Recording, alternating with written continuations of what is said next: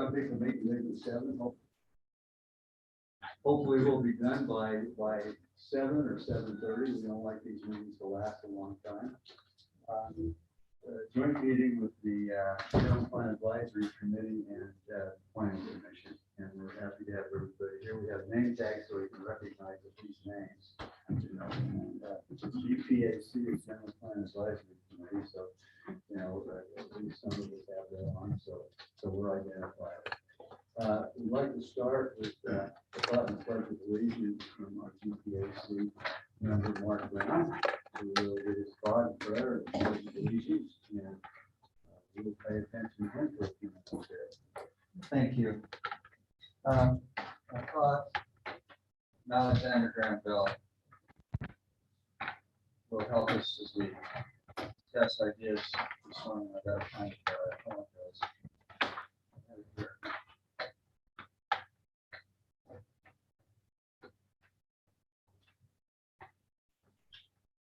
Before anything else, preparation is the key to success.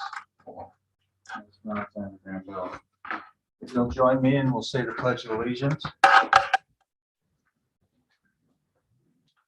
I pledge allegiance to the flag of the United States of America and to the republic for which it stands, one nation under God, indivisible, with liberty and justice for all.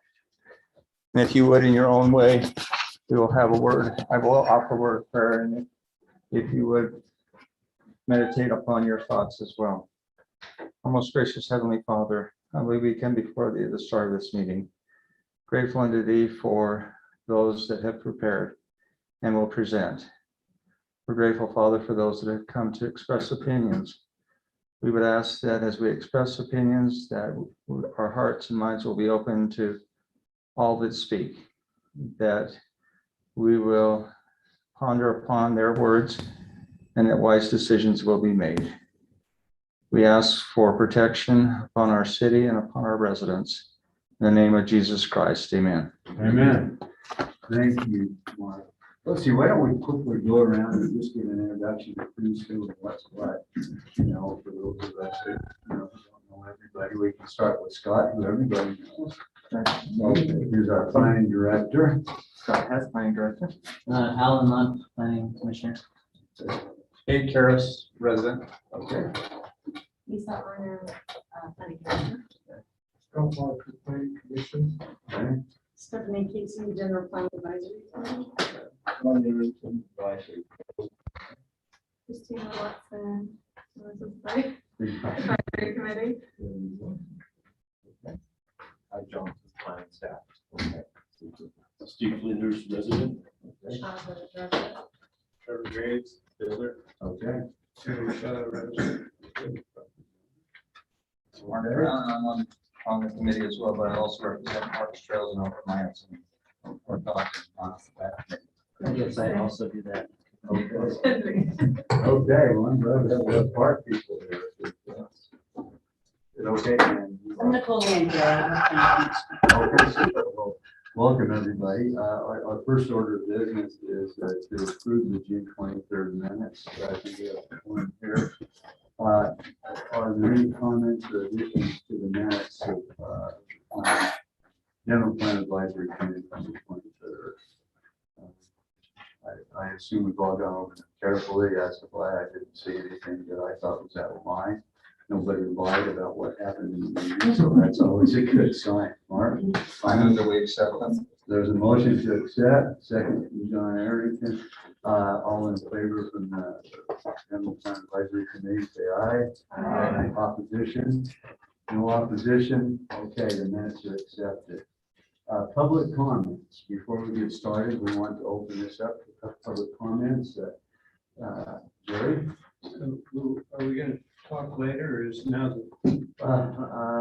We're gonna, it's gonna be a pretty open meeting. So, if anybody just had a preface they want to get started with, that would be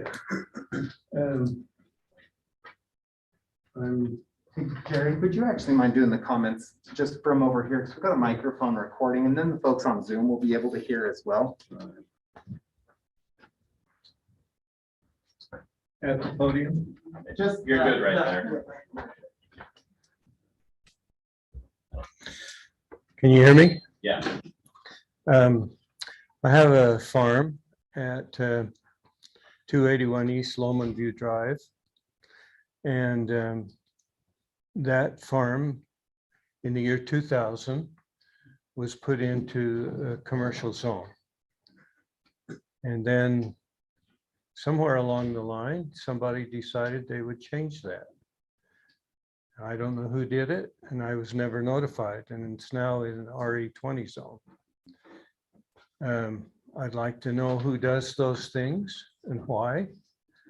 And the other thing is I'd like to recommend that you don't use one size fits all. Take each plot of land individually when considering rezoning and put it upon its own merits. For instance, my land is bordered on two sides by commercial enterprises, and yet it's in an RE20 zone. And the other thing I would like to say is that I hope that some decisions can be made soon. Joe Biden wants to increase the capital gains tax to 39.6%, which smells an awful lot like 40% to me. And put that on top of at least 5, maybe 6% state. You sell a property for 46%, up to 48, they've even said. That's a big chunk. Now that could happen this year. The only hope would be it wouldn't be retroactive to the first of the year. So if it goes into next year, it may happen. So I'm saying that this year is the time for action. Don't put it off and wait and have it done in the next year. I think it's important.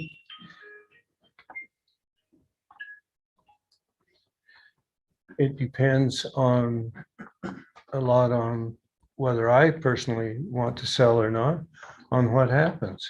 So I'm kind of caught in the vice in between.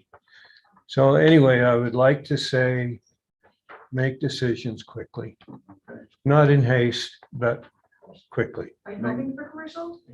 Pardon me? Are you hoping for commercial?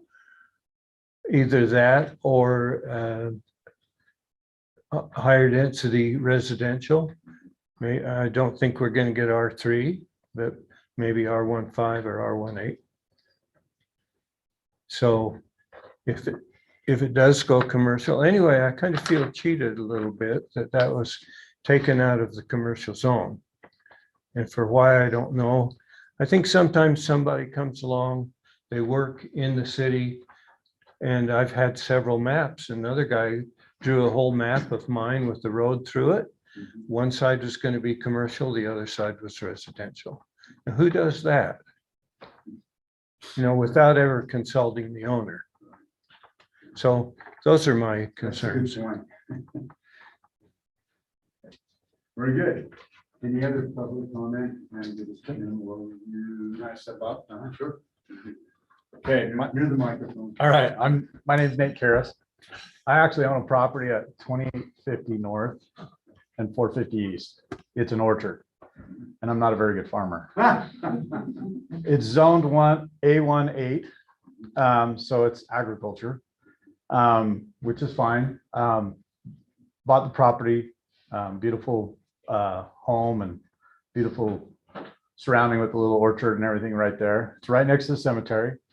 I noticed just recently, it was brought to my attention, the downtown area. And my only thing with the downtown area is, you know, in reading how the downtown area was put together, it's about continuity and blending, you know, from one zone to the next. Where in my particular piece of property, you know, I'm just north of the downtown area. And then I'm south of some existing townhomes. And so I'm in the middle, and I'm really considered agriculture. You know, I can have 4 horses right in the middle of downtown, you know, and so I guess my question is, why not, there are other properties in that area as well that are duplexes and townhomes and that stuff. So I just wanted to know, is there a possibility of extending that one more block or including, our property, my property in that zone? So In which zone? in that downtown area, I'd love to do a higher density in that area, or duplexes or townhomes or, whatever, it's an acre. Again, I'm not very good at peach farmer. I'm just telling you right now. And so it's all I can do to keep the weeds down. And so, but anyway, I think it incorporates, and it meets those areas blending together. I've got, again, townhomes on the north, and then this proposed townhomes to the south of me, and I'm agriculture in the middle. So again, that's my ask, or as the committee puts this together, appreciate it. I just recently moved to North Ogden. I was on the planning commission on the city to the west, and we won't mention their name, but so no, Pleasant View. Oh, no. So I moved from Pleasant View. So I appreciate your guys's, ability to look forward and plan, and, everything's going to change. I think now is the great time to speed this up because of what's going on Washington Boulevard. Every one of those property owners have been disrupted because of the expansion in the road. And, I know this committee's been meeting for a little while. So I think the time is to do something or act on this would be now. Okay. So, thank you. Other public comment? Kind of the general, okay, super. Please state your name for the microphone in the record. Yeah, I'm just Shauna Flinders. You've probably heard from me before. We have the property across from the park, the skate park. And I just want to agree with Nate that we kind of feel like now is the time to, make a decision about moving forward on what's going to happen with that property. It's zoned for single family home right now. And yeah, we're obviously, hoping to go ahead with I know that a lot of people got a picture with 6 townhomes, but it's actually 5 that fit on there. And we would like to put those in. I have, there's been a couple comments about it's going to look like a wall and some stuff like that. I just would like to say that whatever we put on there is going to face the park, and it's going to have a back, whether it's a house or townhomes. There's going to be something that wasn't there before. And, I've also heard a lot of comments about this 10-plex, kind of hoping that everybody can get past that. It was like 17 years ago. I think it's had time to kind of settle in.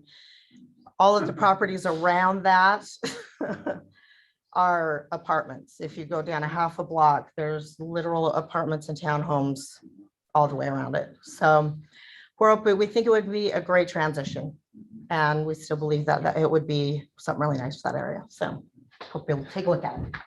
Super. Okay. Welcome from the Lantern House, Advisory Commission. Glad to have you with us. Okay. Any other general public comments? Okay. Let's move to the agenda then. Report from the General Plan Advisory Committee. I want to just state some basic parameters that our committee has worked on for about a year now. And it's a fine balance, but you have the history of North Ogden, that has open space, animals, agriculture, so on and so forth. And then you have the press to put everything into little boxes and little yards and, little fences around all the boxes. And then there's a press to do some, some larger construction. So we've tried to balance that in a couple ways.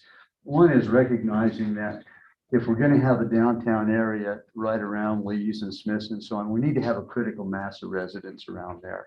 And so we need to open that up to more concentrated development. If you're gonna have people there, then they can support the businesses, et cetera. So that becomes a piece of it. And that's where it runs into some complications with, Jerry's property over there, because it butts right into that whole area and becomes part of what ought to be really a central city that has, pretty dense housing, along with some business mixed in.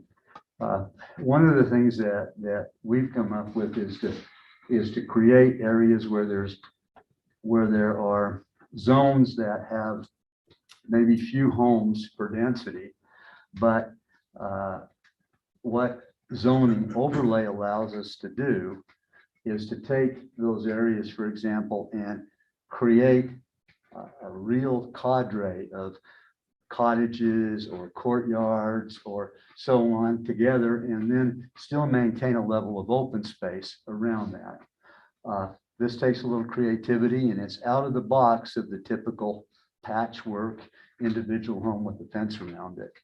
But if we're going to maintain the open space in North Ogden and the open field, but at the same time allow for affordable housing and the people who want to move in and the children we have who want to live here, et cetera, we have to make some changes in that particular paradigm. And the zoning overlays allow us the capacity to make those changes, but still maintain a level of open space. So a lot of what we recommended is for different areas, people can come in and say, okay, yeah, I want to take this particular area, but I want to develop it this particular way. And in a way that will meet those overall guidelines and concepts. Members of the General Plan Advisory Committee, have I missed anything in that summary that kind of gives the parameters that we've tried to work toward in creating the vision that we put together, for the community at this point? Okay, thank you very much. We'll turn the time over to staff to, as always, give us instruction, elucidation, and the council. Oh, yeah. So thank you, Grant, for that introduction and the work that you've done. So I've been fortunate enough to be with the city now for just 3.5 months. So coming up on the work that the General Plan Advisory Committee has done, and then getting familiar with the work that the city had done in the 2015 general plan, which honestly is a really good general plan. I've known of cities in my 15 years of doing this who've been making current planning decisions on general plans that haven't been touched since the 90s. And so they're so far apart from what it was saying versus what they're doing today in rezones. And that is possible. General plans are not obligatory documents. They're not legislative documents that have to be followed. But what the city's vision is, what the council's vision is to get to a place where the general plan is vested. And a vested general plan can mean a few different things, but in talking to John Call, talking about what his understanding and direction from the council is, that can happen in a couple of ways. So one, we can go through the pain and effort of an entire citywide mass rezone. So lands that are RE20 today, but contemplated over the next 20 or 25 years to be R18 or R15 or R110 or remain agricultural are rezoned today. That decision is made. And then that property owner has that level of development. That's pretty rare to have concurrence between your zoning map, which is what you see over there, and your land use map, which is this kind of like, has fewer categories, simplified, you kind of shave off the rough edges of a future land use map. So version 2 of vesting a general plan is to take areas of change and apply what is the most reasonable zoning designation that you think would go in this area. And that's a level of detail above what the 2015 plan has, which is a combination of some, what you might call zones like commercial, but it's really commercial as it pertains to a use. And then just general land uses. So you've got townhomes and you have one called downtown mixed use and you have one called small single family. But land use decisions that are legislative only have to meet a bar of what's called reasonably debatable. So that's the state land ombudsman's definition of what a legislative decision-making term, what the council, the mayor, planning commission has to determine is reasonably debatable. So what a property owner might think small single-family home means versus staff versus a planning commission member versus a neighbor or a legislative, city council member can have a lot of decision, a lot of variability in reasonably debatable decisions. So I'd like to, a staff recommendation is move away from this uses on the ground and more towards what does that mean from a zone? Downtown mixed use talks about, for instance, and this is, this area here is tied right into the residential city center. So the underlying zoning today is a mix of commercial 2 and residential city center. DMU, downtown mixed use in the general plan, talks about things like walkability and access to services and mixed use. And so does that mean townhomes, 4 stories, R4? Does it mean, a new zone we haven't ever even contemplated in order to meet the vision that we have? And those are the questions that I'd like to get some notes on from folks tonight. And I'll talk about what all these maps are, but sort of the direction that we're driving is a future land use map that's tied to a list of existing zones and or zones that we desire in the future that don't exist today. And then that's a laundry list of stuff the planning commission can begin to craft that will ultimately result in the future that the city desires. So I received this map from the General Plan Advisory Committee. It's has 8 different land use future categories on it, ranging from the white and yellow is low and medium density, red are kind of areas of change, high density. There's commercial on here. And then there's a pink and a purple, and those are higher density and or transfer areas. And this effort is, it's really linked and close to this one and tied into what staff's recommendation is, which is, You define transfer area. yeah, so, yeah, I will. So transfer area would be, today it might permit a residential R110. So that's a 10,000 square foot lot. That's about a 1/4 acre zoning. If it's a transfer area that's a receiving zone, then it would essentially be up zoned. So you would take some density off of another piece of property in order to preserve it. Say that's 10 units, and those 10 units have to land somewhere. But I'll tell you that transfer of development rights it's tricky, and it's just one of those painful conversations because someone on the map might be expecting RE 20,000 square foot lots, that's half acre lots. And if it is a receiving zone for density, all of a sudden they might get a 5-story condo complex in there. And it's because you were transferring a bunch of density down into that area. So But you don't have a park around it. Grant is buying all the available land of the city and going to develop it. So I think, staff thinks it's probably more practical in a city like North Ogden with the development potential that we have left to look more at clustering on an individual development site. So that takes some of our areas, we've got 5, 10, 15 acres of developable land, and say at RE 20 on 10 acres, you can get 20 units. What if you were to put those 20 units on 5 acres and preserve half of it in perpetual open space? The effect becomes you get an R110 type of zoning, but you preserve half of the land through clustering. So you're increasing density, but you're really not, because the total number of doors on any one piece of property is the same. And that can be extreme. We're talking about this northern hillside area. There's a lot of really good hillside, scrub oak, sensitive lands to preserve up here. There's also hundreds of acres that have an existing right in Weber County and under future zoning would be applied some level of residential low density housing. I mean, these are between ½ acre and 1 acre up in the cove. You apply that to 300 acres, you could have 600 units up there. So currently you could have 600 units blanketing the entirety of the property, go in and scrape everything and preserve essentially nothing other than stuff over 20% slope. Or another option would be a clustering overlay in a zoning, and we'd have to write a clustering ordinance that would permit a wide variety of things to go up on the hillside, from small lots to potentially condominium high rises. with the understanding that you essentially get the same number of doors available. It's the same number of units on any one piece of property clustered within that project. So I think that's likely more practical than the full-on transfer of development rights, like taking development rights from here and selling them and putting them somewhere else in the city. That has a lot of complications, and I think that it's complicated enough. The likelihood of it happening is really low. And so in effect, you wouldn't be preserving anything. You would just be leaving it status quo for what it would develop. So what staff did, we had these vision areas. We were looking at areas of change, I would say. And then we took this information, we looked at the 2015 master plan, and it has 4 areas of note. So it's got a downtown area that has a zoom in map, a Southtown area, which is kind of where the Village of Providence Point, some of our higher density goes. And then it has transportation routes. So, and then the other 2 are these hash marks. And I'll welcome anybody to walk up and take a look at these, but these are potential conservation areas. So that's pretty loosely defined in the general plan, what that means. But we started from those 4 areas. So we drew them on the map, 1, 2, there's 3 and 4.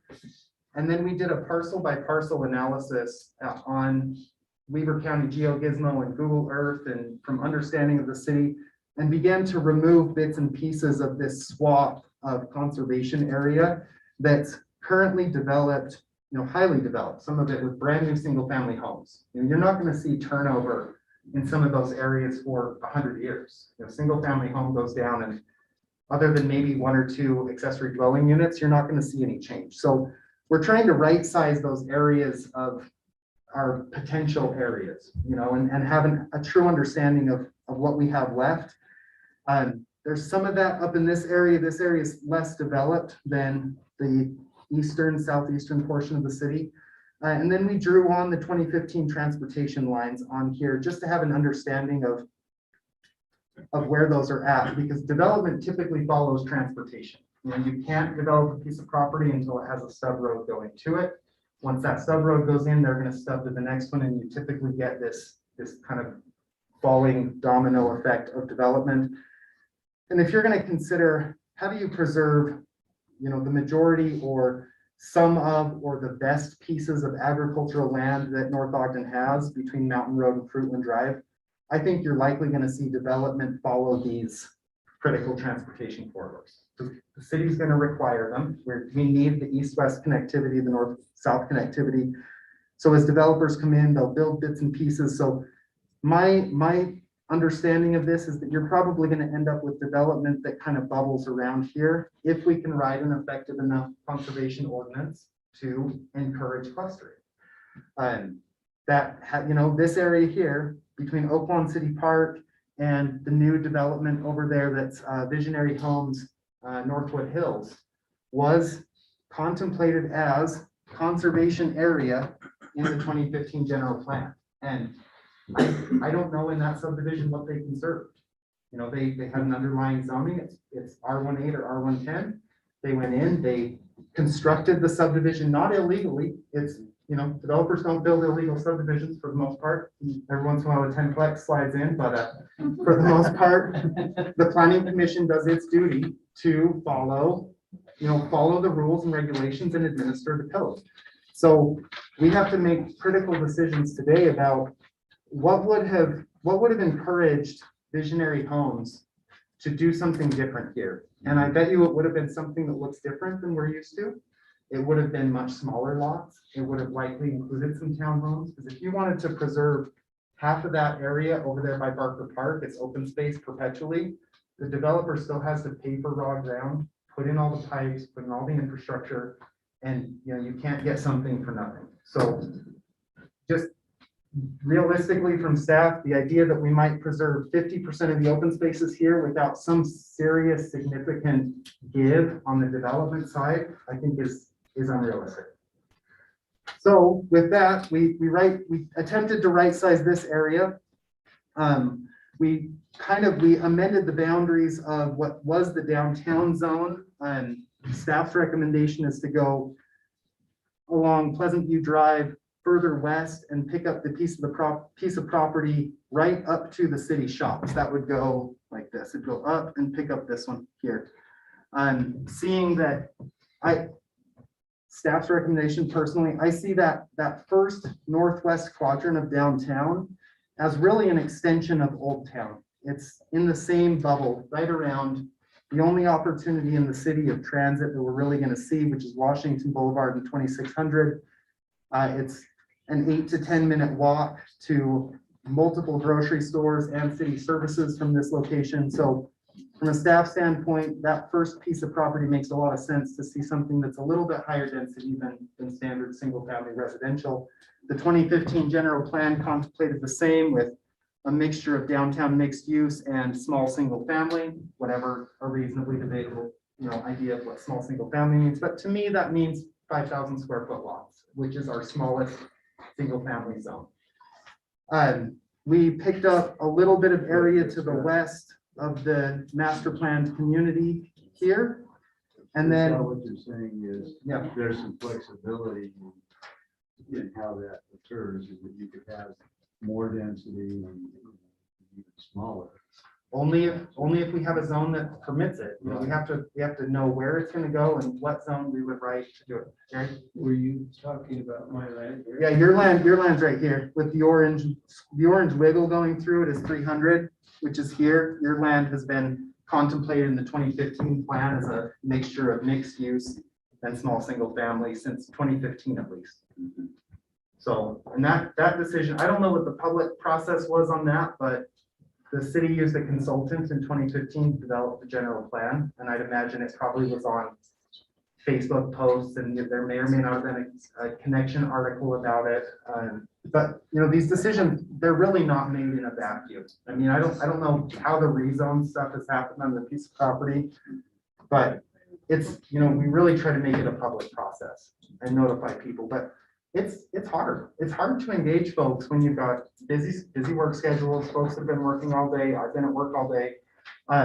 When there's not an actual development proposal on the ground, it is a lot easier to get a bunch of people out when you tell them now all of a sudden the thing is going to get built next to them. But to say, what do you think should be built there in the next 20 or 25 years? This is school starting this week. I got little kids in school, it's hard, it's busy, we're all thinking about different things. But this is those critical decision-making times, so. Jay. I think that the wise thing be just to contact the person by letter or by phone and tell them what's happening. I mean, look at what's happening in Afghanistan. The government says, contact us on Facebook. Yeah. That's true. No, you're right, and we haven't done, that'd be 7,000 people, 7,000 structures that mail out, or so a little too many, more than we have, 6,000 structures in the city. I mean, it would be a lot of residents to notify. And when folks are rezoned, if we wanted to have concurrence, if we want our general plan to be the new zoning map, and we take a bunch of this RE20 stuff that people are enjoying agricultural uses on and say, no, now you're going to be R18 and rezone them. And we mail everybody in the city. We would fill the city hall up. That's for sure. People would come out and be interested in what's going on. So, But yeah, in that vein, in reality, what does the whole populace of North Ogden have to do with one section where there's 4 or 5 families it's going to affect? I mean, I don't see that. I live in the north end, that if you're going to do something down on the south end, that I should have a whole lot of say in that. It ought to be the people that live there. we could do, community neighborhood-based outreach and see. The city is broken up into 5 different kind of neighborhood areas on the general plan. But I'll tell you how it affects you as a property owner on the north side is, do you have any children or grandchildren that live in North Ogden? No. Can they, is it by choice? There's a million, I won't ask why personally, but a lot of people might be interested in what kind of housing is going in my community that my other family members could attain. Could my children and grandchildren live in the same city as me? What type of housing might I choose 10 years from now when I don't want to take care of a large lot, single family home. And those decisions might not be made in your neighborhood. And you're a resident, so you should have a say. You should have a say. But I don't know if I ought to have any more say than the people who are specifically affected by it. That's true, that's I true. mean, you know, if I want a section of ground so my kids can come and live here, then I gotta go buy it, so they got a space to do it. I don't know that the whole citizenry ought to be dictating how some person handles their property. And at a certain decision, at a certain point, someone has to make the decision for land use and what goes on the ground. And right now, that's General Plan Advisory Committee, PC, and a handful of residents that have come in to at least look at this map. Now, we're not married to any of these recommendations. This was just staff looking at a bunch of different maps and attempting, to follow the recommendation of the council of the mayor to get to an approvable land use map so that we can move some of our rezones forward, just so we can have assurance for development as it comes in. Couple more areas to talk about briefly. We've got this area of change here, which was called conservation. We're recommending, grid streets, so it's connected in there. It's a great growth opportunity for the city. It's available land. I know you've got some longtime landowners in there, but you think general plans 20 years, over the next 20 years, some of those folks will have children and grandchildren inherit those pieces of property. They may not want to farm them as small, or they may not want to preserve them as 2-acre large lot, single family. Staff is recommending kind of a mix of uses, but if you do some, this is all essentially almost all R110 and R18. So R18 seems to be reasonable, but if you did some real preservation, maybe you can get down to an R15. You get down to 5,000 square foot lots and do some parkland preservation, other open space preservation. And then we've got this southern Southtown area, which I kind of call the gateway or the town center location. You have our two kind of historical buildings. You've got the cannery and Kurtz, which is just really an interesting building. The area around there, I would, staff would love to see some sort of, I don't know if you've been to Holiday City Center, but it's walkable, it's cute, it's built to the street, it's a true little downtown center feeling. So, some sort of commercial with residential in there, and then really largely the remainder of this area being an extension of multifamily. I mean, you have a considerable amount of multifamily down there with Village of Prominence Point, probably going to be a mix of uses, but every developer I've spoken to so far has looked at that area as multifamily, has been, considered it.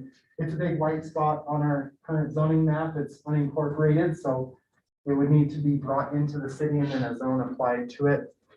But staff is recommending for this area, multifamily, and then that would keep everything that's the current single family zoning built out, as it is, essentially, that you would preserve that in space, which you're going to anyway. It's so new and so high end, and you're not going to get somebody willing to come in and spend, a few $1 million to buy 4 or 5 of those homes collectively, 10 of them even, to redevelop them into something else. It's just impractical. So that is essentially the rundown of what we did and where we're at, and what the next step would be is for us to say, what are the applicable zones that would be, willing to be accepted in these various areas, and then move that recommendation forward to probably the planning commission specifically, and then the city council for their consideration, so that we can get down to kind of this level of detail, but instead of it be uses and areas, actual zones. Because the zones are what the developers need in order to develop a piece of property. You can't do it off of townhomes. It needs to be, what does that mean in relation to R1 something, R2, R3, R4, or some sort of mixed use. So I would encourage, just like open house style, if you want to look at the maps, I've got a whole bunch of markers. We can write notes. We can write notes on this. I can whiteboard notes, and whatever we want to do, but it should really be a conversation and talk through some of these ideas. Oh, you got, hold on, Johnson. Just thinking about the comment this gentleman made, it's a tough thing, right? Because as landowners and the way our country works, that's such an important part of independence. And such an important part of the way we function is, okay, this is my land. And within certain laws, I get to do what I want here. Right. And there's a really important piece there. And then I think about even this year and water, and there's certain elements that I think we're realizing more and more over time as North Ogden gets a little bit more crowded, is that there's certain elements that they are shared resources.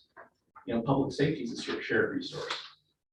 And there's things that touch with like a map like this, that's a shared resource, and that's where it gets touchy, right? It gets hard because it's really clean and easy to think, well, this is my land. Within this, I get to do what I want. But then all of a sudden you get a million cars driving by and you're worried about your kids getting run over, or you're worried about traffic, or you're worried about things like that. And that's a shared resource. And it's easy to think about it well, this is my land. But when you start to think about it from what are these things that are a little bit more abstract and a shared resource, it gets a little harder, but it's important because whether we want to grow or not, we're going to grow, and we just don't want to make it worse. And hopefully we can come together and make it a little bit better. That's Johnson Webb, Planning Commission member. I just had for my own clarification. At the beginning, you were talking about like we're approaching this a different way, and it almost sounded like you wanted to change all of this now. But how we execute this now is, okay, there's a general plan, there's a vision of these sort of general zoned areas. The landowner who's currently on that property still retains the zone that they have. Right. And until they come and ask for us to change it to something else, and then we would look at it and say, is what they're requesting in accordance with this future outlook? Right. That's still what you're proposing here, right? Yeah, Or I no, kind of got the sense you were saying like we would just change all these zones No, now. I think that would be really difficult to do the concurrence. So right now, say this is RE20, Right, but the general plan says residential low density. right. You would say, in this area, we're willing to accept RE20 Mhm. or R112.5 or R110, but R110 only if you preserve, The conserve. clustering, I Exactly. think that's a And fabulous. so that way, when it comes in for a rezone, the idea of this vest, that would be sort of vesting. It's like the almost step to true vesting, but what it would do is the planning commission would say, the general plan says one of these three zones. The applicant is asking for one of them. Staff recommends yes, PC likely recommends yes, it goes to city council. And it changes the conversation from like any zone. And then if they wanted to change, if they wanted, no, I want townhomes here, Mhm. they would have to change the general plan and then do a rezone request to meet the general plan. So But it's really, we're not doing anything to change the underlying the zone. property owner's No. designation today. Nope. It's only if they come before us and Correct. request a rezone that we would look at this overlay and say, would it be in compliance with this vision? Kind of say, here's some parameters. Absolutely. I think that's a great idea with that. The clustering I like, not this question coming up, they're going to cluster, they're going to have all this area around and conserve. Who's going to own that land and who's going to take care of it? If it's going to be owned by the city, that's going to be part, which is going to require more staff, more equipment to take care of it. If they're owned by the landowner, how would they go about dividing that up to take care of it? It would be, basically it'd be an HOA first. It could be, if it's preservable in like a land trust that could be farmed, there's possibly a third party that owns it. Farmington City did that where a lot of the development in the ranches, which is just west of Station Park, their open space ended up in the Nature Conservancy's hands. So they essentially pulled a whole bunch of density from there up and then sold that land out. And so now it's perpetually open west of West Davis corridor.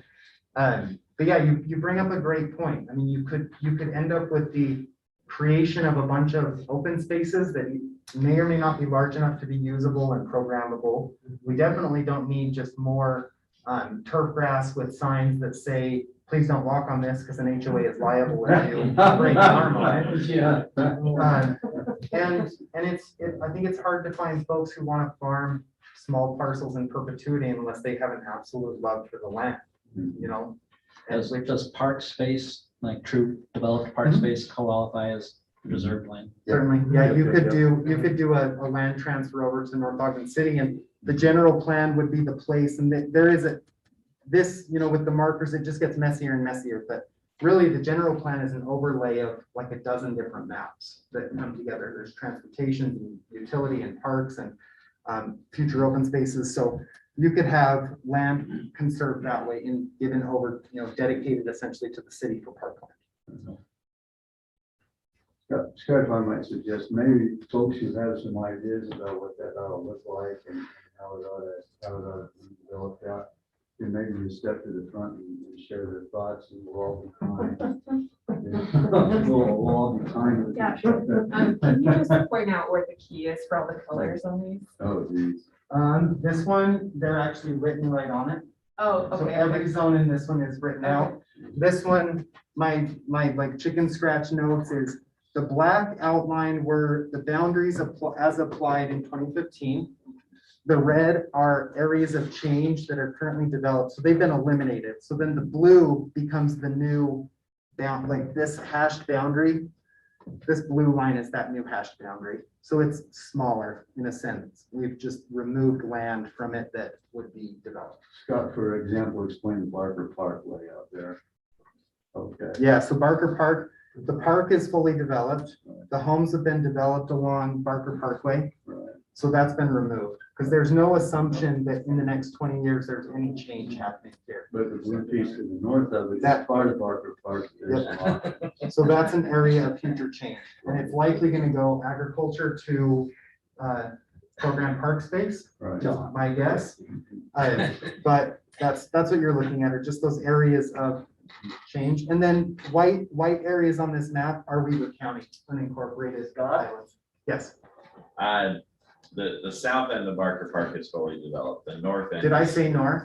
No, you said the park is developed. I just want to clarify. The The south. south end is Yes. developed, the north end is yet to be Thank you. Right. Yeah, and that's, into a park, it's divided into, so not that's, subdivided. so that's all future park, right? Yes, So then it should really go like this. so that should all be red. Thank you. See, I learned stuff about the city still. I'm learning. I saw farmland and thought, hey, that's park, it's future park, but I didn't know it's actually future park. It's city-owned Okay. park. As soon as the city council just give us the money. Now, John, Yeah, it's got a conservation easement, so it can only be open space or park. how do you farm that right now? Is With it- a machine, no, in the agreement, with the purchase of land, the family that sold it retained the right Okay. to Continue to continue to farm it. farm it until the city develops. it Until into a park. something happened there, right? I mean, that, advice, they do it for free, Yeah. no taxes, everything goes, is free. that's awesome. And that's and that's one of those uses that the city, as it grows, is gonna need more formal park space. But having that in a conservation easement that way is a great way to preserve the heritage of North Ogden. Just to throw in a plug for that, where the city's looking for at least 60 acres of future park space. So Okay. That's significant. That's significant. And do we have to pull it from this blue area or could we pull it from other areas too? You could pull it anywhere. I mean, really anywhere that's open enough to start to pull it, yeah. But the hardest part about development generally, and I'm a planner, so I get to just respond to development proposals, but is aggregating all the little bits and pieces of property. So you end up, that's sometimes why you end up with these little teeny onesie twosie developments. You know, you get these little single cul-de-sacs or something, is because here's 2.5 acres, you know, let's develop 2.5 acres. To do 60 acres of parkland, the city's probably gonna have to figure out how to start to purchase significant chunks of land from property owners. And then you're competing with the development market to do it. The thing you have to be aware of, those parks end up not creating any revenue either, Yeah, true. so you still have to be maintained with no revenue. Investment. But single family homes could be said essentially the same. You know, single family homes are actually like generally a drain on the city's revenue stream. Property taxes only go so far, but all of our property taxes pay for public safety. And when you add new doors, you need, there's more need for police calls to those doors. So your real winners in cities are your commercial lands that your sales tax increases on, single family residential as a whole is, we accept it because it beautifies our city, it provides us residents, but we hope those residents spend their tax dollars in our city to offset some of those costs. Well, sir, Mark, would you like to introduce yourself? Ones that are late, please don't tell my father. Mark Hanson, I work with John Hanson Real Estate, live in Fort West. Thanks, Mark. So we were just getting to the part where Mark's gonna come up and write on the map and show us what we're gonna do for the future. Yeah. So really, it's pretty open. This isn't meant to be me stand here and I didn't know how else to set this up. I would love for somebody to come. I'll come like, I don't want a pen, but. You don't want pens? Anybody else want to come and look? And we can space out. I can make more copies of the 11x17 stuff. I can't plot any more larger maps, but would really welcome any comments. I just really appreciate that. I feel like we've been spinning our wheels in this advisory committee for years. And finally, like this feels like research on the map instead of just like guesses. So It's hard. This is hard stuff. I feel like I've been wanting something concrete that's research. Yeah. I'm right here. Yeah, so you are, this is the city hall shop, and that's your home, and this is your remainder parcel. Your well's right there. Well, today in the general plan, it's downtown mixed use and small single family. It's essentially exactly what you have. It's just like, I don't know, I can't, not that I do know, but it's like, I don't know. Because the current general plan, single family residence, so I don't want this, even though it's 6 years. And so what I did is, and I actually, so I took this, so this follows Jerry's property. And so this is single family, and then this here is the chamber property. And there's the new city shops right there. So what I did is I took this line of downtown area. Yeah, that's the chamber. And I said, it really makes sense to go all the way to the city shops because you have high intensity use, everything in there.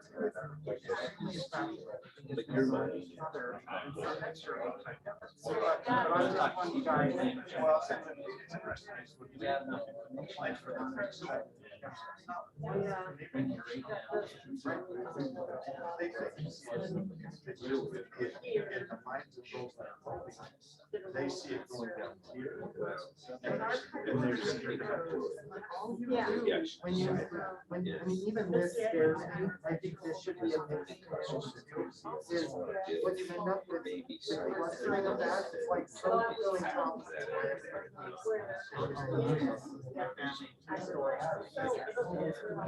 I think you just have the same number of police here as you do in the equivalent number of residents here. But it's just like, I've never had that, but I think that now. It's a mix. Originally, we were all. So I don't. And I don't.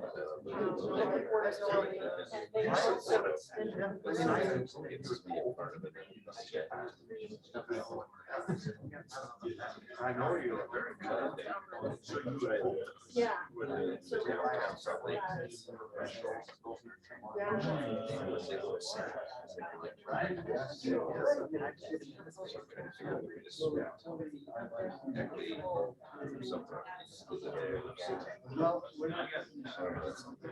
Well, to get that thing, that point over there was this year. So. So. If we come out of this. Well, I mean, our city council meeting right now. No, but not even that, like. It's like 3 to 6 months. I don't think you're gonna see it adopted in general. You're gonna feel the council.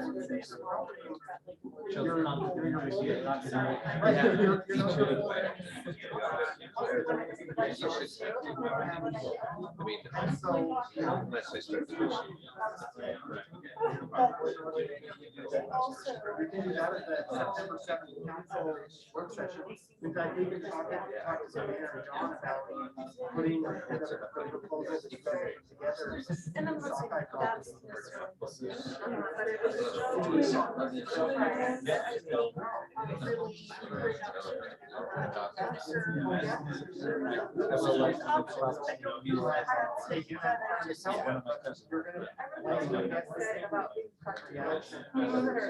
Until this thing has a recognition.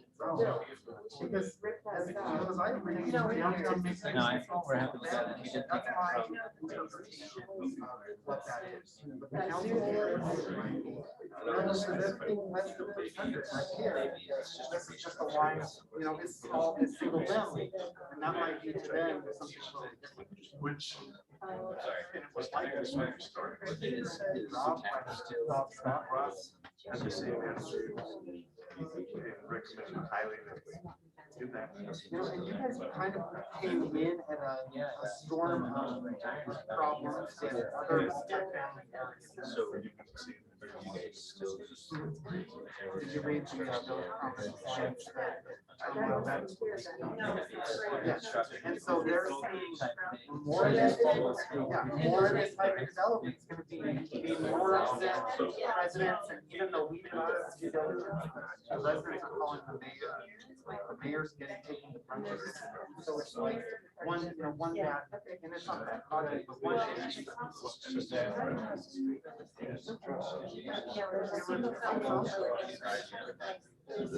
2 stores.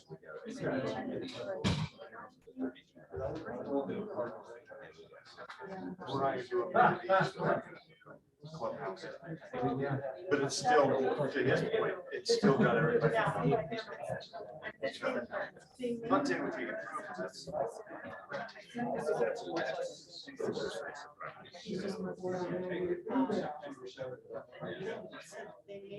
Well, September 7th is the work session, so it'll be an ask about them to consider, but it's not, it wouldn't be a meeting for a decision. It'd be 1 week after the 7th, because the first Tuesday is the work session, the 14th, so it'd be the 14th and the 20th. Let's just go on, John. John's here. And you guys haven't drawn on the map. I don't need my signature. We're excited. Yeah. I think we're close. I think. So, Martin, That's gonna be good. We appreciate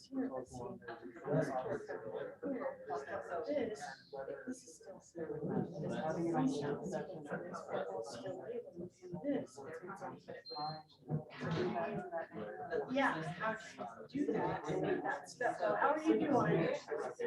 Good. You keep it.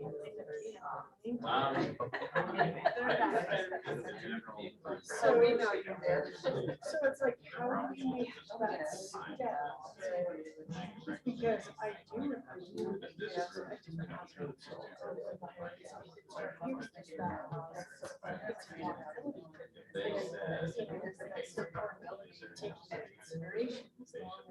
We don't want to. The problem is they have to. The tough thing. Yeah. If they say that the zone has zoning, still makes it hard to get commercial, and then the next one wants to be The other So one. you are- So I live here. You know, and this is section. Yep. I don't know. As people come to us, we're just trying to develop. Yeah.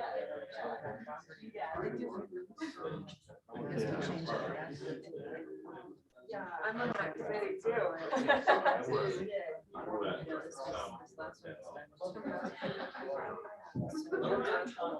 Yeah.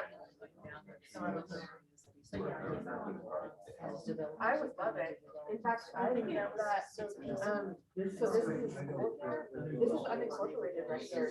I'm thinking like either do the high density or then do some of this park that are, they're looking for nice, but not just a flat land. I'm like, this would be perfect. I mean, maybe not, I think this is a commercial building, but this. Well, that's the kind of thing. But we need to get into. connect like trails in here to this, trails in here to personal parks. So there's a trail between those lots. And, so there's a trail that also, it comes down here. Great. And then it goes over. Yeah, I mean, the creature, my dog was very. Oh, so really? And you see. Yeah. Little two tiny houses. Well, in the but I'm backyard. saying there might be The dog point, the dog park. Oh, it was right here. But,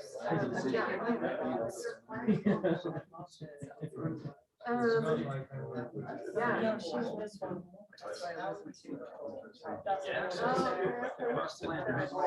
So people can say your name. That's where they have it. They're right next to it. The creek was right. So they're right there and they want to take this creek and go right there.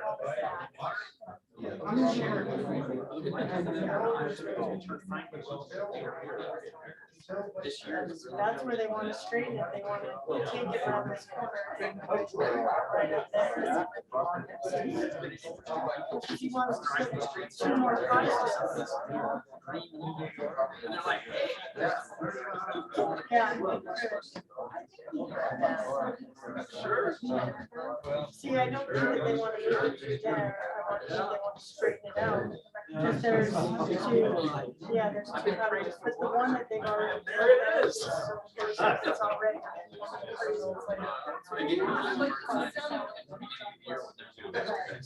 It's a. Yeah. She's my youngest. You know, it's just like. She's the only one they looked out. Well, I like that.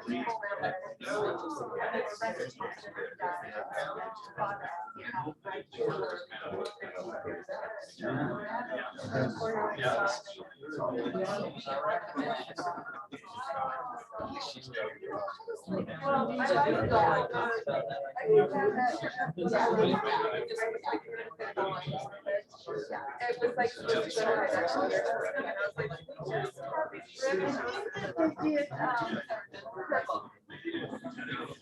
Yeah, and I remember that discussion. I wasn't at that meeting, but I remember listening to it after. I think, yeah, I think the issue was if anybody developed around here, starting to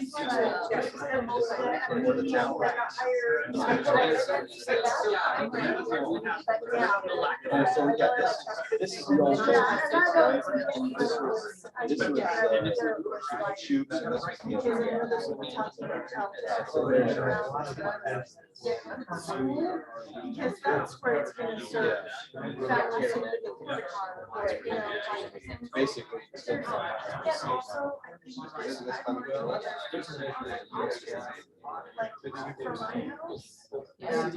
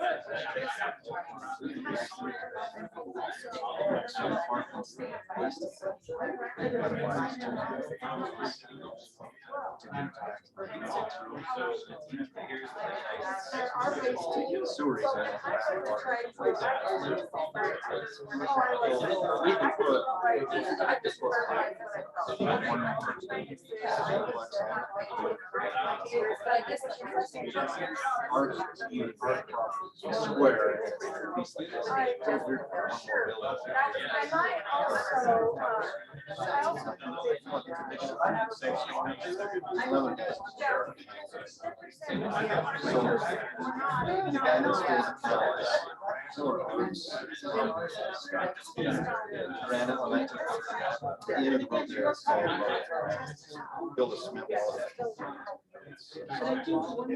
We were gonna do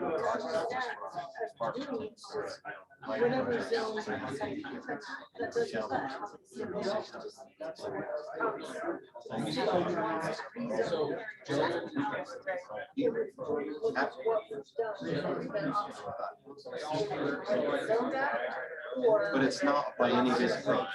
And that area, there'll be like 800.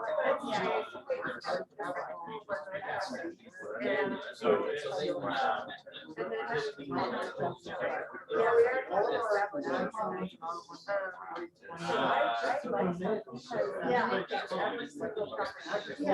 and not just like. And I think that that's gonna come into our zone. What's allowed. So now that, like, one of the things is.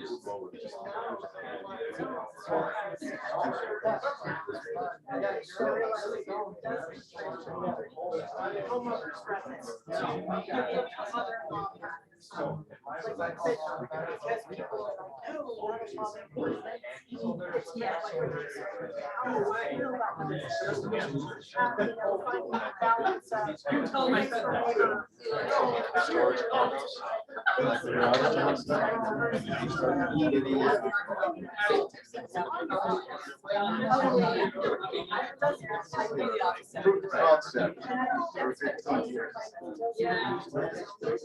I can't believe everybody's not doing it.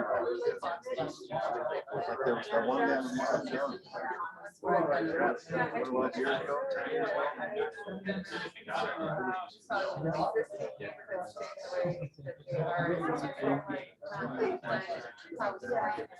I still, that's what I want.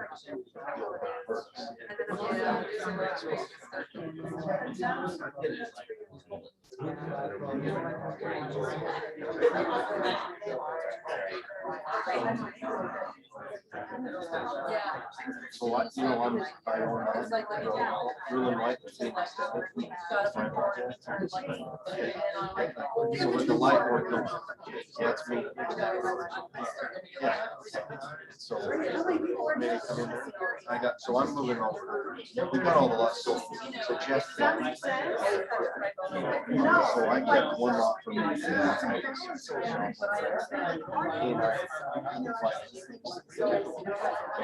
Are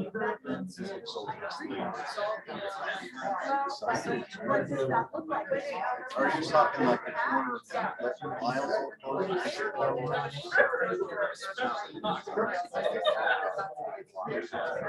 Yeah. Oh.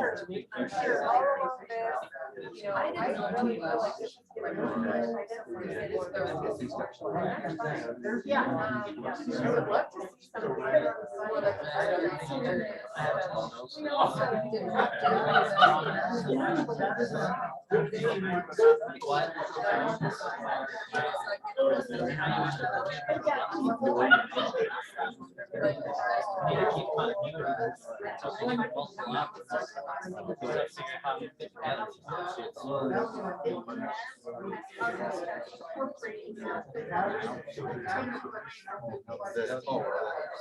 You just put that on.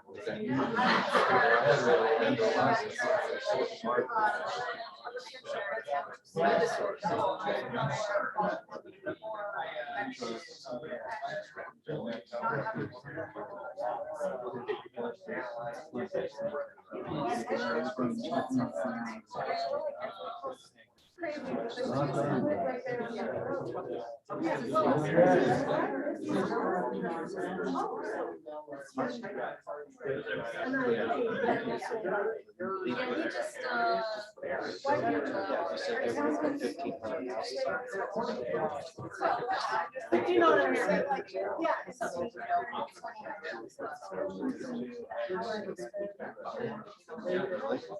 Really?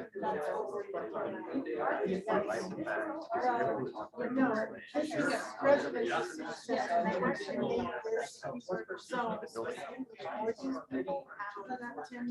Yeah, I think he's like.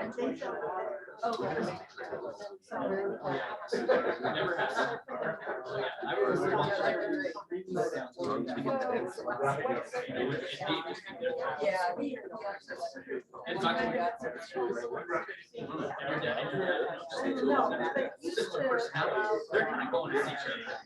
You know, it needs to kind of sit back. Which is weird. That to me is a really good message. For some of them.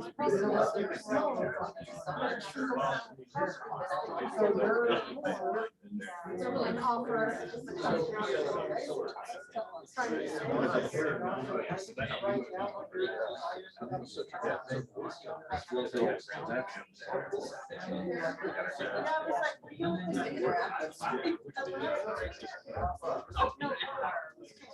Where's that?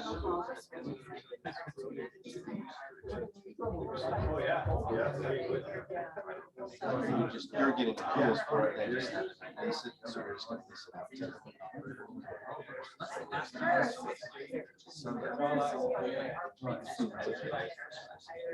Or somebody like that. I would show you,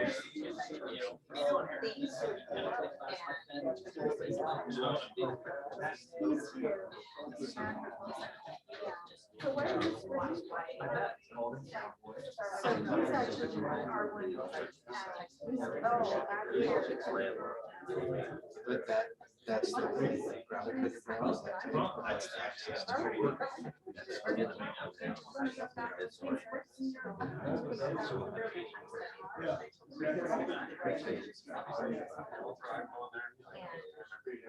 I think agricultural.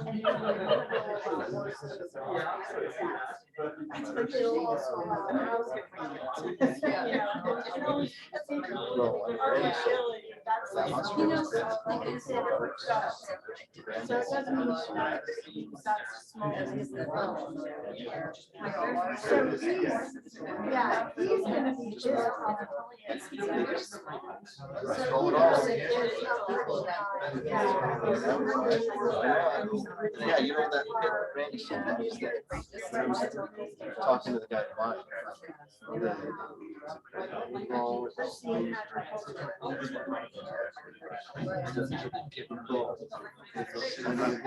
Needed to go out. You know, and the guy's like, oh, I think I'm just so ready.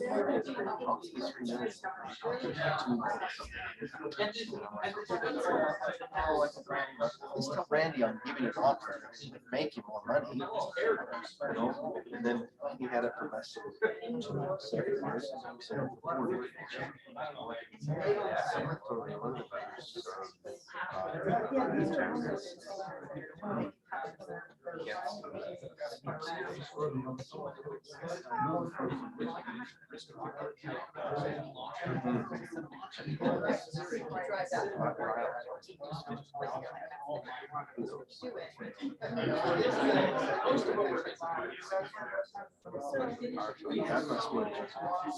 Well, it bordered then what they bought for them.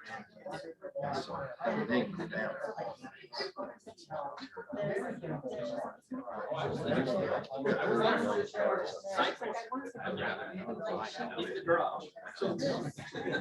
You get up there, that's the shit. 10, 15 minutes. Because I mean, contracted, I mean, you should be able to do it operate. I don't know what they're doing right up there. I know when I was looking at leasing house property in Harry, Granite does, they had a permit for it. They were making 60 cents a ton.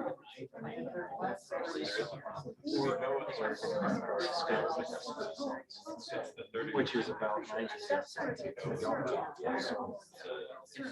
But the bad thing about that is, you know, there's people that sign it's Summit right next door. Johnson's Fits next door. No, Parsons next door. And Summit doesn't want to buy you guys. They just don't.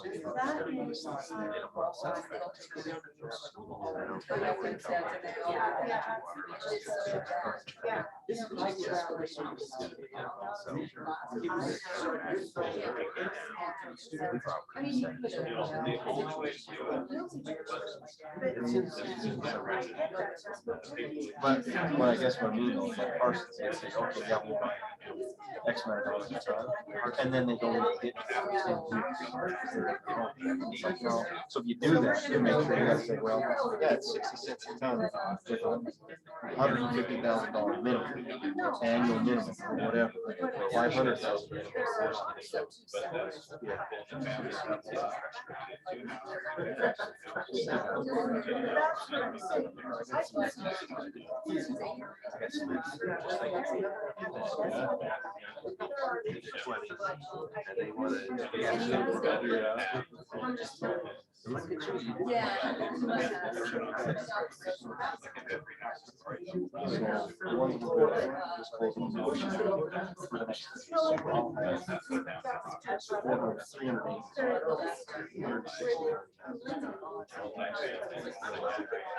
Then we sold our three. Half of it. So do you see what I'm saying? Yeah.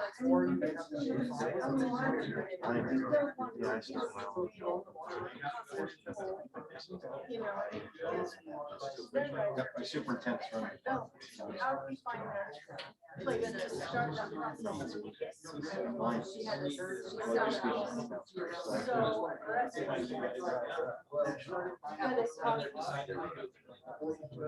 Which is good. I mean, eventually. The thing I like about them. They pay for themselves. Little things there like that. A normal person. Once you learn all that, it's like, you're gonna get $25 for that. $25 a month. So why? $250 if you DNA their dog, crap out of their ass. Yeah, we collect 60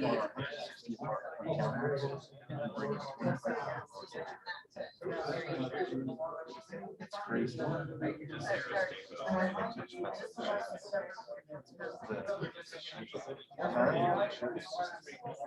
Oh, and your stores are. You were telling me you were gonna start that.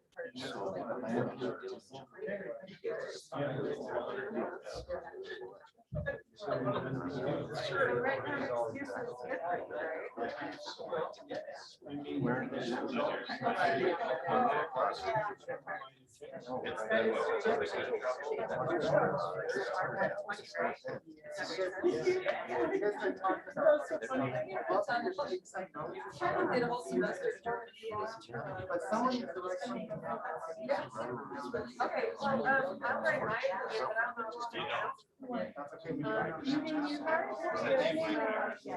So whenever we have a flight, so the regular chart, and this blue that you see here, this is.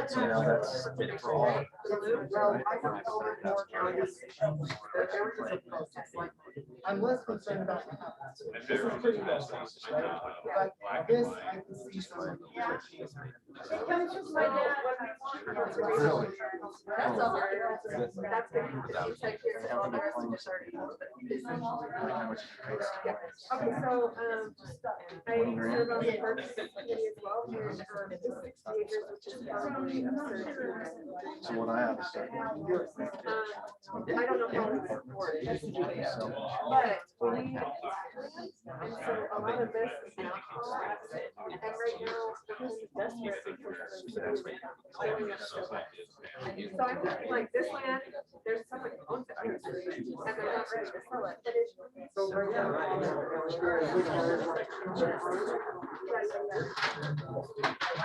Yeah. So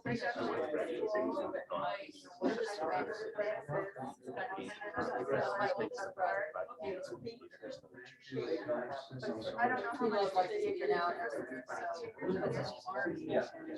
I know, bring it with me. This is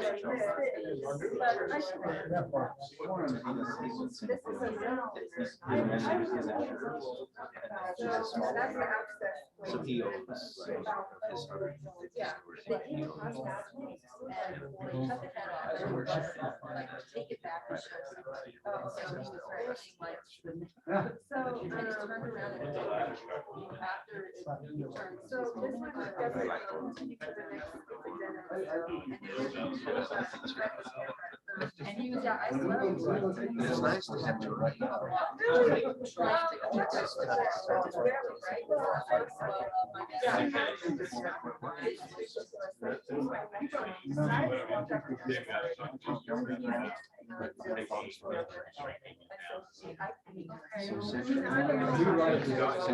But I felt like.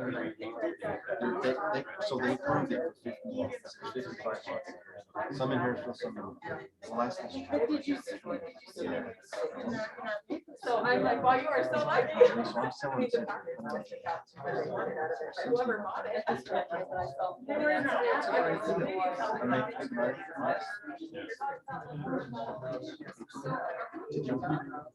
That I'm doing the development, they're gonna be in them. Is it read the code, it's a mix of uses that are walkable and connected to services, but it doesn't mean anything more. It could be partial, it could be townhomes. It could be essentially anything that's connected to. Yeah, I started. You know, That's the issue we started. We haven't done it, so I started my house in 46. That was This just to me finished. contemplates exactly. All the what other. That's why I'm sold in. It's kind I haven't. of like, I don't. it's about an average farm. I'm on two. On either side of the line. And it was half acre, 5 horses. So that makes sense. So it's kind of like. Two houses on either side of me.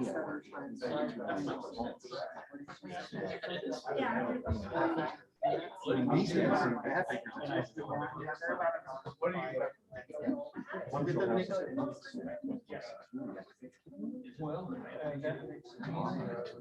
And I mean, if you wanna write down, if you want to see this with me, this is. Silence, then right I got 15-foot wall. over here. Flat. Was that? Yeah.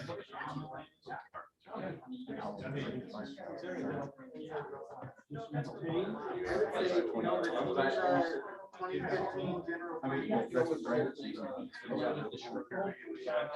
really like what you said about.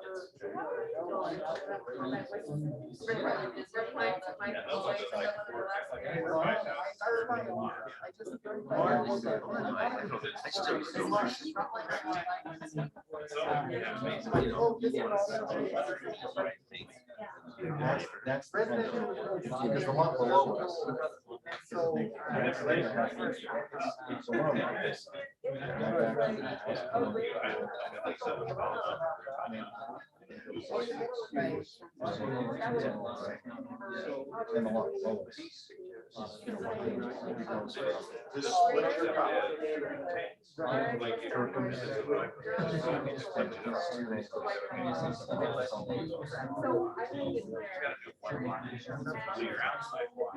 Let me know.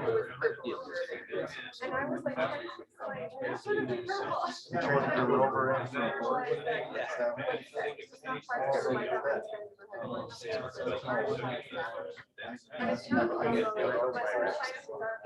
This one's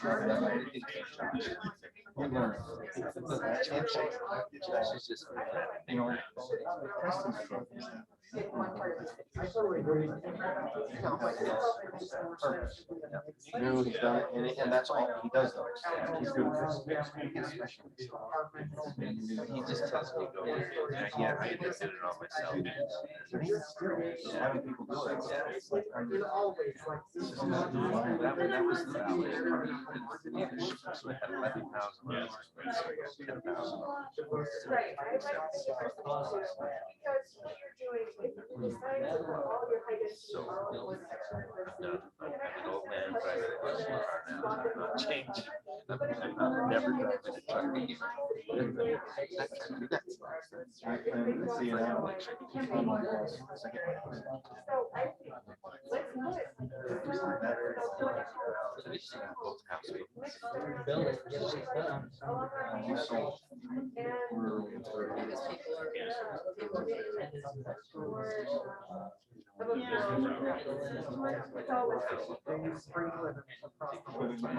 Might be goodbye this year. If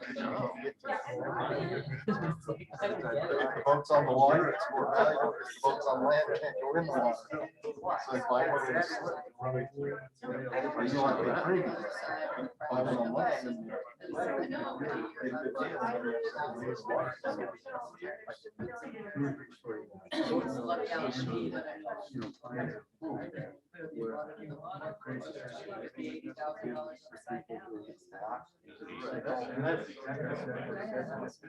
I'm not talking about a bunch of plants. Right. Just a layout. Yeah, just lay it out. Beginning of the peninsula, I want, but it was- I don't think we're gonna get there. For anybody on the general plan advisory committee and the planning commission, we have one more agenda item. We do, I think we lost our course.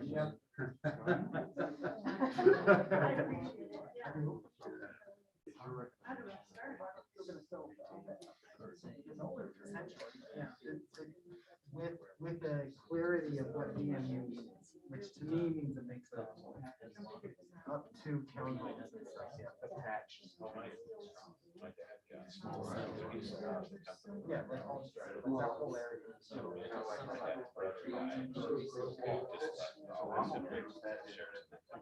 Well, you can clarify that it means mix of townhomes. So what do you want me to say? What do you want? I'm not gonna hold the pen because you want, you know. Clarity of what this is.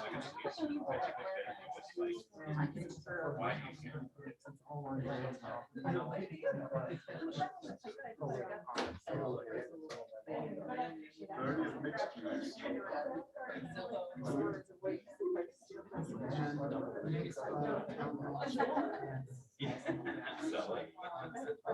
are you? Good, good. Can I ask you a question? You gotta go find out.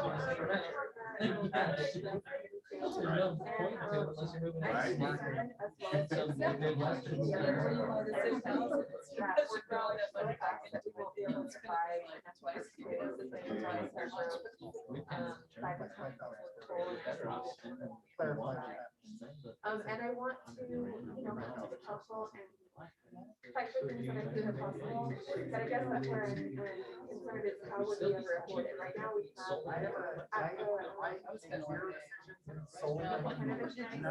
there were several people with opinions, like, let's cut down the number of city lights, we're in the hole. And I really just feel like the, here was an investment that we will have to pay for a long time around here, relative to no, it's perfect. And so I'm just thinking that when we put out that red number. So the council used to make a bill to want to use the bill that we want to kind of have a good section for the council that says what's the goal, and that's one of the things.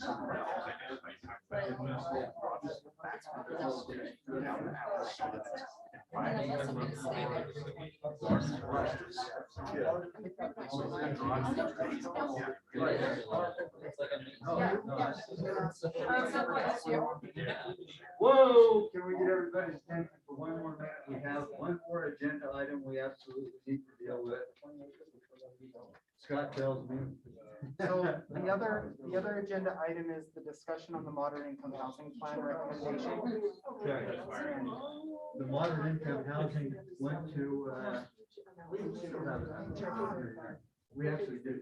Okay, so there's a state requirement now every year to update our general plan moderate income housing requirement element. Every 2 years for a full rewrite, and on the off years, you submit a report to Department of Workforce Services on what you're doing to meet the goals. Senate Bill 34 in 2019 established a menu of 23 items, and the General Plan Advisory Committee first task was to decide what those menu of items would be back in 2019. And I'm coming with some recommendations for changes that we've already talked about. So what I'm asking from GPAC on tonight is, do you agree with these recommended changes so I can take it to Planning Commission and then take it to City Council and get this report done before December 31st? Yeah. And we all agreed with it at that point. I don't think anybody's changed their mind. Yeah, so I'm just gonna tell you what I'm recommending. So one is to add the letter A, rezone for densities necessary to assure the production of moderate income housing. And the reason I'd add that is I think we're already doing it with Village of Carmen's Point and some of the other areas. I think we can claim credit for that. Procedure, we need to vote. And then, yeah, and we'll vote at the end of this. We're gonna We need to retain, vote too. we're gonna retain. Yeah, we'll need your vote. So we'll retain G, encourage higher density or moderate income residential development near major transit investment corridors. J, implement zoning incentives for low to moderate income housing units for new developments and preserve existing moderate income housing. That would be things like clustering, small lot subdivisions. We're gonna eliminate K, utilize strategies that preserve subsidized low to moderate income units. We don't have any. There's no state or federal subsidized units. Add L, preserve existing moderate income housing. I think we should be thinking about ways to preserve some of the housing stock that turns over.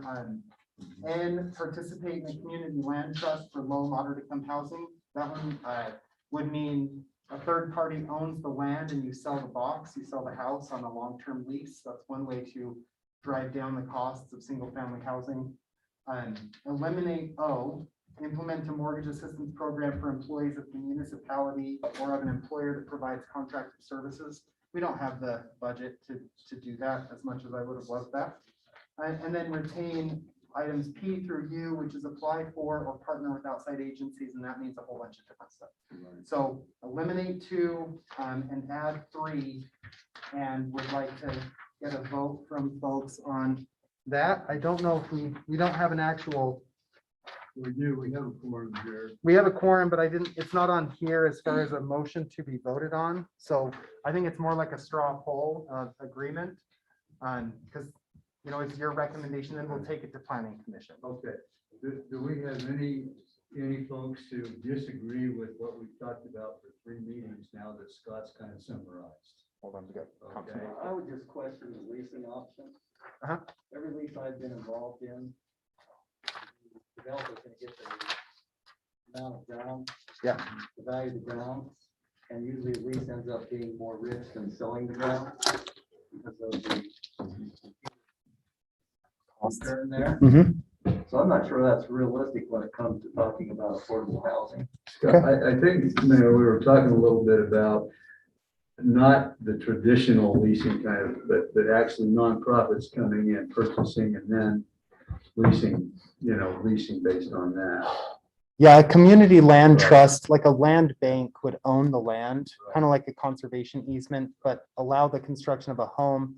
And then they control the rate of appreciation of that house. So someone buys it, they have to qualify, they have to income qualify when they buy it.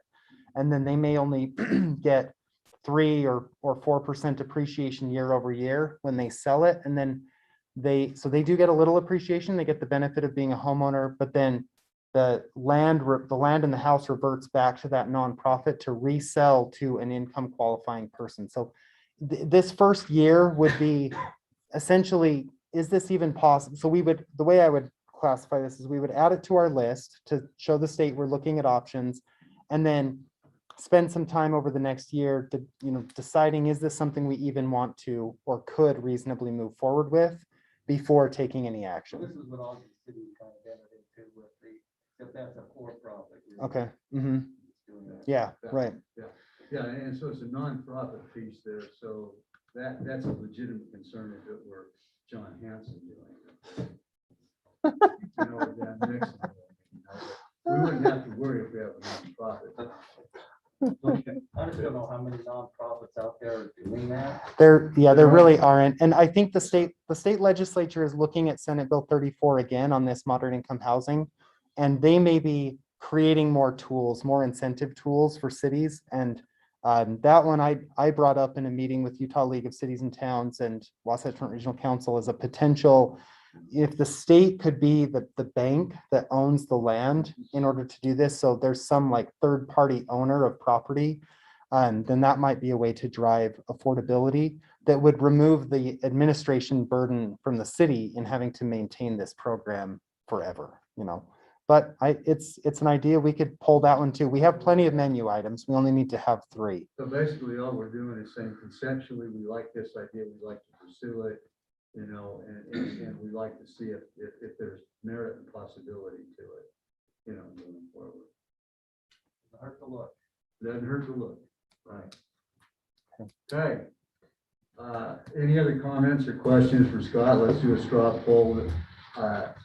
And we don't have it written up as a formal motion, but we plowed this ground 3 or 4 times. Yeah. And we turned it over the exact same way every time. So is there any objection to having Scott write that up in the way that he just explained it? And we talked about it and discussed it several times and moving it up the ladder. Do we trust him to represent what we talked about to that extent? I trust him. Yeah. Okay, very good. Scott? Okay, thank you. You have We'll- our straw poll and we're strawly behind you. The only other motion there's now discussion on next steps and committee assignments. I've talked to Steph about this, and I think what we'll do is individually visit with different committee members. And what we'd like to do is flesh out some of the concepts that we've talked about here a little bit more, because they're kind of general. That, for example, in the Jerry Shaw property and so on, there's some ideas I think that would, that we can come back in terms of overlays, et cetera, with some specific ideas and say, here's some options that as a committee we support. And we'll have, one on the Flinders property, where we can put 2 or 3 options out there that seem to be workable given all the considerations, Steph and I will divide that out among the committee members and ask them to come back with those concepts. Yeah, I think based on the zoning maps, I like that. I think the overlay zones are what are really gonna be the big thing to talk about and where they're gonna go and what that will look like. So we just Because- need to make that so it's more realistic and conceptual, more concrete than just, this is an idea. Yeah, because I think we all have general ideas of, Right. okay, an agricultural overlay, it'll, look somewhat like this. City center overlay will look somewhat like this. One of the concerns I know, just in talking about the developing of the land is the trickle down zoning, and we've talked about that. And so investing, that will eliminate that, or would that, because I know like the property that's been brought to the committee or to the council, by the old Public Works really fits in a city center, but it's so close to the agricultural, like defining those areas and, I think is important. And But I think we're willing to do that, the agricultural, if we can get the kind of development in there that we're talking about. In Jerry Shaw's property. And frankly, a farm next to the supermarket is probably not in the long-term goal of what we really have for that area. It just isn't. Well, you're, and maybe it is, Yeah. and zoning discussions at times are questions of winner, not winners and losers, but you're establishing at times values of land. Right. And if that's what the city desires, you're essentially saying that property isn't ripe to be developed at this time, because just for what property, for what property's going for right now, I don't know that a development can pencil it at much of a lower total number of units per acre there. So, but that's helpful. To your question, the cities are messy. We're not always going to have that perfect transition where it's like no. perfect single family housing, the transition you want. There's areas where it's going to be a mixture, and residential city center generally is that area where Yeah, you've got 40 years of a variety of uses being built out in there. yeah. And I see that. So, that's what I just want to talk about in the overlay and like how that will look. And, because I know that there are people that are within some of these boundaries, but, the overlay zoning, I think would work really well with some of the properties that are coming forward wanting to be developed. Okay. And I just think that would be, I like the agricultural overlay. I think that would work really well in those areas we've talked about. So I'd just like to talk about that more and dial that in so that we understand exactly what that would look like for the city. Any planning commission comments? I think we're set at this point. Anybody want to keep meeting or can we adjourn? Can I ask a question here? Mhm. So not related to the moderate income housing topic, but just the next steps is, when we decided that we like how we're vesting in zoning, then, we refer our plan to the planning commission, right? And then if they approve it, then it goes to the city council and it's done. Well, the planning commission's role would be to provide a recommendation on it. So they could recommend, remand it back to GPAC to revise it, staff revise, deny, we dislike it. And in any of those cases, depending on the direction of city attorney, manager, council, mayor, it could come forward, to still be considered, especially since you have some underlying pressure. But yeah, from here to me, it would be working with everybody here, whoever will provide me with comments, and I can help to try to pull those together again. And maybe if we can do that electronically over the next month and not wait for the next general plan advisory committee meeting would be helpful. Because there's landowners who have pending applications. We'd love to see this move forward in a recommendation, at least for council to even start to consider, this level of ideas, coupled with the zone, some of the zones that we expect to see in the next 20 years in those areas. Well, I feel like we've been working on this for a year or two. Yeah. And to feel like we're kind of at closure almost. I know, and we're I'm ready like, to send so it what off. do we need to do? What does it look like for us to present? I think that's where we keep going, okay, now what's the next step for us? What do we need to do I can send you next? guys, I'll send you all an email and ask Okay. for specific feedback. That would be good. Because I think we all know what our goal is, but we're, we keep just kind of trudging forward with what we think is the right way to get there, but Right. giving us this is what it looks like, and this is exactly what we need to do to finish it is fantastic. Okay, great. At some point, put. at what point is there like a public hearing or a open house? Yeah, we or need to- something with public input Yeah. to these rezones? We, That's- I think between General Plan Advisory Committee and the Planning Commission, or that Planning Commission be an opportunity for that. We don't, we can decide how much time we want to put into trying to get the public to come out and make comment on it. So I think a connection article or something in the utility bill inviting folks to come out. The revisions will be on the general plan or on the website. So we could begin to share that link out with all of your networks of your residents and then obtain that feedback. But I think that's a critical component for general plan or the planning commission to hear, and then ultimately for the city council to decide And then, So we would post all the details, like this huge map? Okay. on the So- website. Yeah. And I would actually, so there are other things in the document we want right, to fix and tweak. Right. And really, the planning commission will hold at least one public hearing.